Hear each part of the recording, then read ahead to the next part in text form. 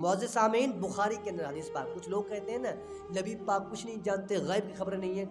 بخاری شریف کے اندر حدیث پاک ہے، نبی پاک کے پاس ایک صحابیہ عورت آئی، حضرت ام حارثہ، حضرت حارثہ رضی اللہ تعالیٰ عنہ کی امی جان آئی، آ کر کہنے لگی یا رسول اللہ، میرا لاڈلا بیٹا، میرا پیارا بیٹا، شہزادہ بیٹا حارثہ جنگ میں شہید ہو گیا ہے، اگر وہ جنت میں پہنچ گیا ہے تو ٹھیک ہے، میں صبر کر لیتی ہوں، اگر میرا بیٹا جنت میں نہیں پہنچا تو مجھے اجازت دے دیجئے، میں رو لوں، میں اپنے بیٹے پر غم طاری کروں۔ معزز سامعین ناظرین، نبی پاک علیہ السلام نے یہ جواب نہیں دیا جو آج کل لوگ نبوت کا تعارف کرواتے ہوئے کہتے ہیں نبی تو ہم جیسا ہے، ہم نبی جیسے، نبی اور ہم میں کوئی فرق نہیں۔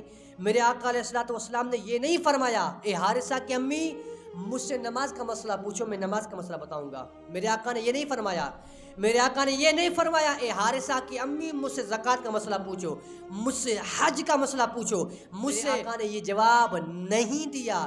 میرے آقا نے یہ نہیں کہا یہ جو حارثہ کہاں ہے، جنت میں گیا یا نہیں گیا، یہ تو غیب کی خبریں، میں غیب کی خبریں نہیں جانتا۔ میرے آقا نے یہ جواب نہیں دیا، اور میرے آقا نے یہ بھی نہیں کہا کہ ہم نے حارثہ کو تو مٹی میں دفن کر دیا، وہ مٹی میں ہوگا اور کہاں کیا ہوگا۔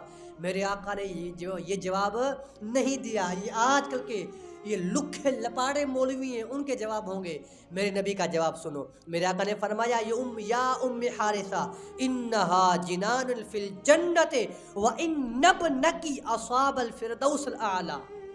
میرے آقا نے فرمایا اے حارثہ کی امی تم ایک جنت کی بات کرتے ہو، میرے رب کی تو بہت سے جنتی ہیں، اور میں جانتا ہوں تیرا بیٹا حارثہ کس جنت میں۔ آقا نے فرمایا کہ اے ام حارثہ تیرا بیٹا تو سب سے اونچی جنت میں پہنچ چکا ہے، جو سب سے اونچی جنت ہے تیرا بیٹا وہاں پہنچ چکا ہے۔ آج کل کے لوگوں کو بتاؤ جنت فرش زمین پر بیٹھ کر، فرش زمین پر بیٹھ کر عرش بری کی خبریں دے۔